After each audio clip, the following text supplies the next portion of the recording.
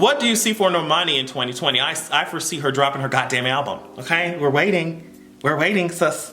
Where's the album? Release her. I see her having a really strong brand. I see her having a name that when she comes out, the girls are going to pay attention. Her as a presence, her as like a personality, her as a brand, I think is going to be really strong in 2020 if she keeps going how she's going. What is a guilty pleasure of yours? And y'all are going to drag the shit out of me. One of my guilty pleasures is definitely looking up like K-pop ships. Oh my god, I can't believe I said that. Well, I'm telling you, one of my guilty pleasures is like gay moments in the K-pop. Oh god, like a little middle school girl, I'm telling you. I be looking up the K-pop ships, honey. Another guilty pleasure is watching the fight scenes from Dark Phoenix, the X-Men movie, even though I've been dragging it.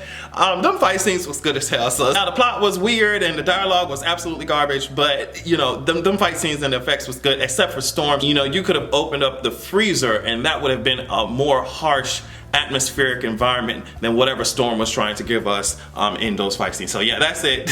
What's next for your brand in 2020? That's what someone asked me, and honestly I'm trying to figure that out myself. I am leaning towards trying to make my mark, like I said, as a writer, because I'm very new. I don't have a huge name in writing at all. Because I was recently encouraged by Cheska Lee, and she said, you know, these tweets you be making, they go viral. So it's time for you to stop putting all this content on these free sites, and you need to sell your work. And she talked about how she sold her work to TV shows, like her scripts to TV shows. Even if they didn't get created, the TV shows, she still got paid for them. Also, I want to be published. Like, that's why I want a lit agent. So I think I want to focus more on writing and possibly speaking. I'm not even sure. And I like to do music too, so it's just, you see why it's so hard for me to zero in on one thing. But I would love to be like some of these authors who have created a huge world and they just get TV shows, movies, more books out of it, and they're just, that's something that I want to do. So we'll see, I don't know.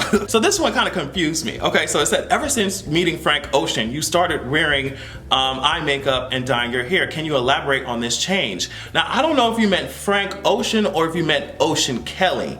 And if you met Ocean Kelly, then yes, he did have a huge influence on me painting my nails and all this stuff. And honestly, it just came from seeing him live so freely and living his truth so outwardly. It inspired me to do even more with what I have, especially since these are things like dyeing my hair. I'd never dyed my hair in my life before. These are things that I wanted to do, but I was just too apprehensive. So just seeing him do that definitely inspired me, if that's what you're trying to say. Yeah, it's just, I don't know. That's why I like meeting and talking to creative people, because it will unlock a part of you that you didn't even know needed to be unlocked. I was asked, do you do your own makeup? Because damn, the symmetry and shine. So yeah, like I said, it's just glitter. Like, it's just glitter that's safe for your face, and I just put it on. I just dab it on.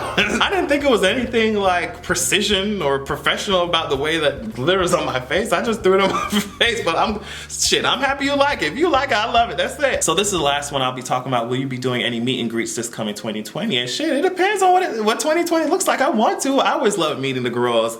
I love meeting people who watch my stuff or who know who I am.